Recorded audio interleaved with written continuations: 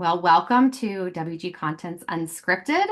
Today we have Joel Cessna from Cessna Sales Solutions, right? Did I get it right? You got it right. It's a mouthful, but I love it. It's CSS. Yes, yeah, it's perfect.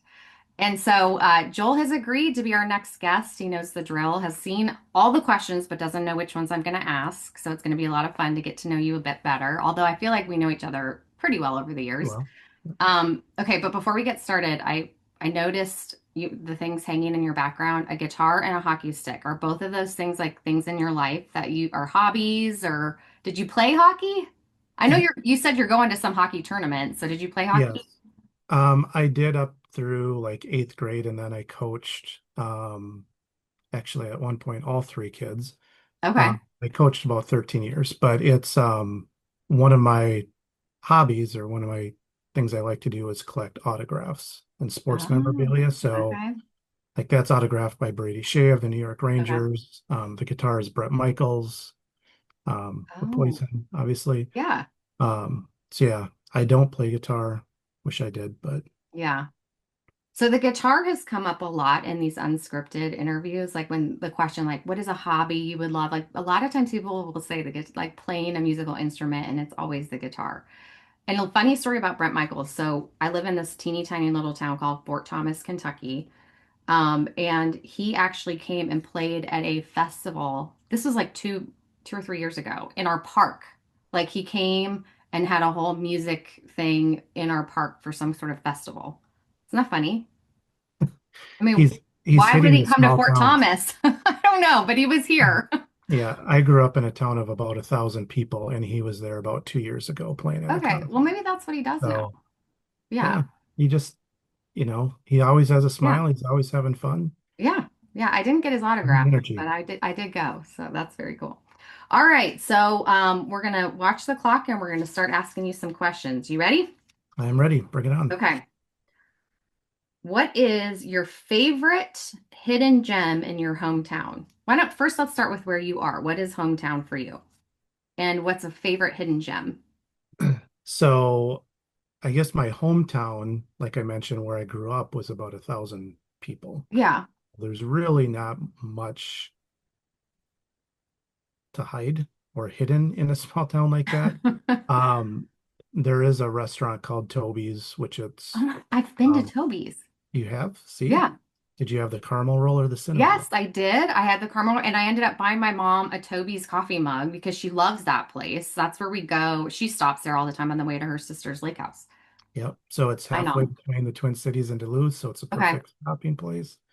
Um, so I don't think it's really hidden, but it's a gem and it's been around since like the Yeah. 60s. People So are crazy about that place. they are very I mean, crazy. those cinnamon or those sticky buns or whatever, and like there was a line for that stuff. We Yep. made a detour off of our road trip to go to Toby's. So that's a great example of a hidden gem. Although I don't know, like you said, it's not so hidden because that was a popular place. Very popular. And growing Yeah. up in that town, everyone works there. So I was a waiter there, Yeah. I was a bartender there. Um, so yeah. Yeah. Well, that's great.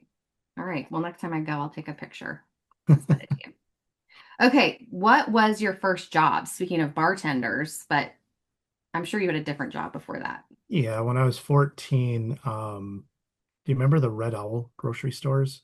No. That ring a Is that bell? a Minnesota thing? I think so. And they were a lot Okay. in smaller towns. Okay. But my first job was stocking shelves at the Red Owl grocery store in town. And then, um, but most of my high school, I worked at the Dairy Queen and Mm, perfected different recipes. And I even came up with a strawberry Oreo concoction that was yeah. really, really good. And even sent that to Oreo as a recommendation for a flavor for Of their course you cookies. did. Yeah. Did you So get a response? I did not know. So speaking of Dairy Queen, I was actually in Minneapolis last week taking care of my mom. Just had a hip Oh, replacement surgery. So I was with her for a few days and my sister came over and brought dinner. And the thing I mean, there's Dairy Queens everywhere, but people are really passionate about their Dairy Queens in Minnesota. And so she brought this like big box of dilly bars, which a Dairy Queen in Cincinnati, I don't even know if they have dilly bars, but that's like a big thing. oh, And really? So the butterscotch, the cherry, and the chocolate. And then it became this whole thing. Like nobody wanted the cherry, everyone wanted the butterscotch. So there's very strong opinions Really? about dilly bars. Do you have a favorite dilly bar? I would definitely not butterscotch. No, that's the one I Chocolate or picked. cherry. Okay. So I tried the cherry and I was like, oh, I don't know. But the butterscotch was really good. I love that. All right. So here's the next one. What's something on your someday list that you're determined to do? Play that guitar behind you. What else? I was just gonna say that that has been on my list for Yeah. too long. Um, and I do have another guitar that I have that I've kind of dabbled a little bit with. And ironically, I was recently talking with Aaron Watkins. Hmm. He gave me some a website to go to that actually can help kind of get things started and learn chords and notes and different things like that. Okay. So that is still on my list. Not the Yeah. guitar behind me, but a different guitar. I just feel like this is such a common desire, especially as we get older too, like to have these, know how to play these instruments that I feel like we need to create a club or something Yeah, instead of a and book all do club, it guitar together. club. Yeah. I would love to know how to play the guitar. I think that would be great. Okay, so what's an app that you cannot live without? I don't know if there's anything that I could not do without, but I will say I do have a weird obsession with the Edina Realty app. I like looking at houses for sale and like Yeah, especially up at our lake, like, hey, yeah, what houses are for sale on our lake or neighboring lakes and how much are they yeah. going for? Because then in my head, I'm like, oh, our property is worth, this much. Uh, Mm-hmm. but yeah, my wife always makes a joke like when we're doing the pontoon ride around the Mm-hmm. lake, I can say what each house went for and Yeah, just kind of a weird obsession. So yeah. usually a few times a week I'll pop in there. There's a social media guy. Oh, I wish I could think of his name. I might send it to you afterwards. That he just talks about people that are on their pontoon boats talking about properties on the lake and commenting on everything like, "Oh, that's a long walk from the door to the dock," or "Oh, that's a big hill," or "Oh, they don't have a good view of the water from that window." Right. And it's so true. It's like, It's and spot we've on. been around our lake 1,000 times and it's still like you're just watching and commenting on everything. It's so Yep. Yeah, they haven't been up here all summer. And yeah, that's like not what in are they there. doing? Oh, look at they got a big project going on. I wonder what's going in. It's so funny. Okay. I think we have time for a couple more questions. So here we go. What was your favorite subject in school and why? I would say probably history. Um, and like it was, I think from a subject perspective, it was just something you really learned how us as a country evolved, Hmm. different events and how it had different impacts on things. And it was factual. So Hmm. um, it would be very interesting to go back and look to see like what my kids are being taught in history Hmm. today. Um, as the events have unfolded since I've been an adult. But Yeah. Yeah. I did not like history. That was one that was just, I was more of a math one. I I was, was just gonna say, I was even asked to be an algebra tutor when I was like in eighth grade, but I don't know if ooh, any of that stuck with me now. number Um, cruncher.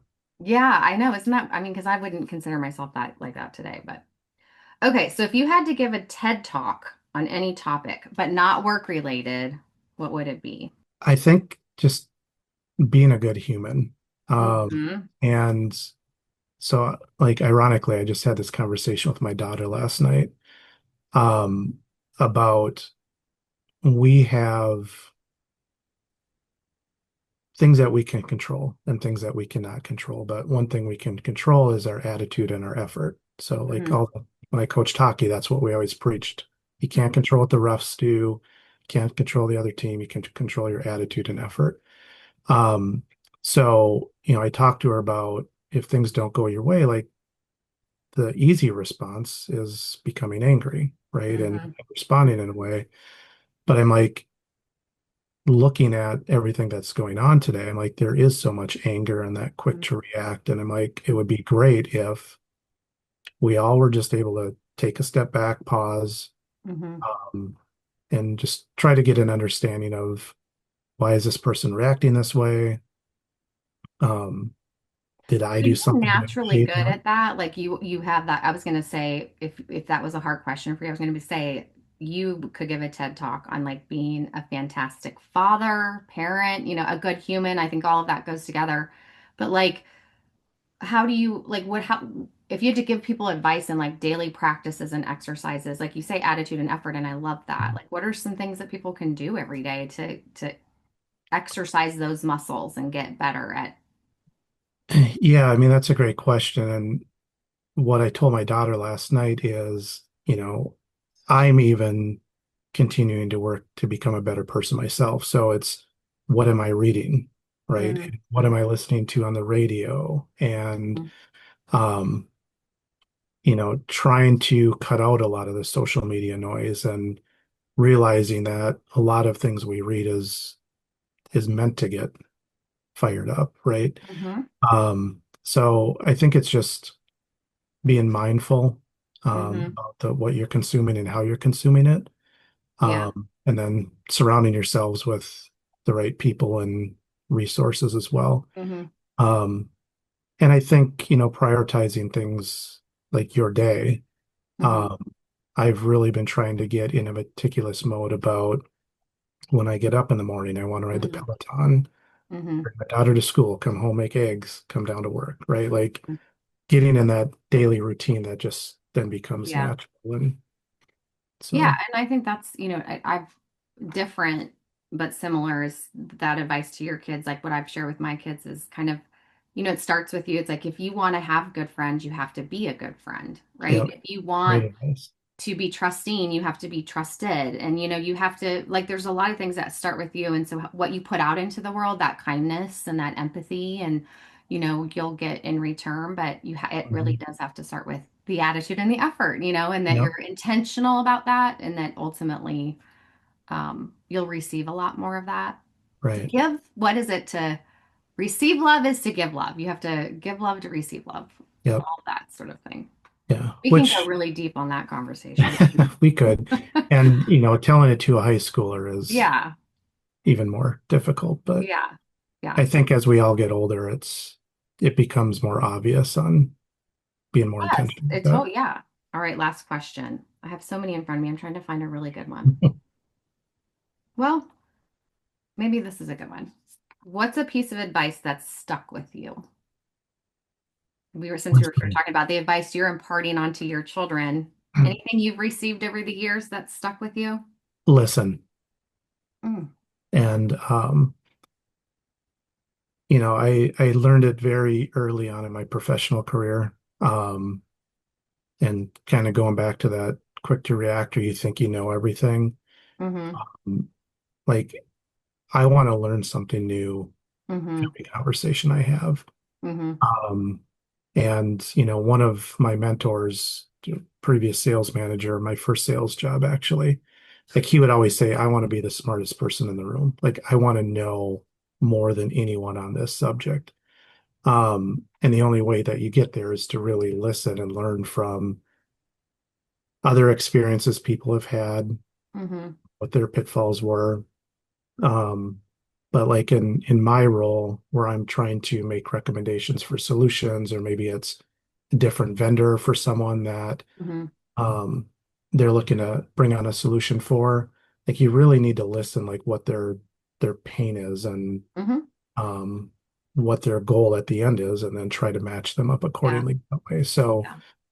um, it's not jumping in and correcting them or Right, let right. them I think finish. it's and being more passionate about helping versus selling. I think at the Exactly. end of the Yeah. day, like in the outcome of this conversation, if the solution to help you is not you or me or whoever, like that's still winning in a lot of ways. If you know Exactly. if you're advancing whatever the challenge is to a solution, great, you Yeah. know?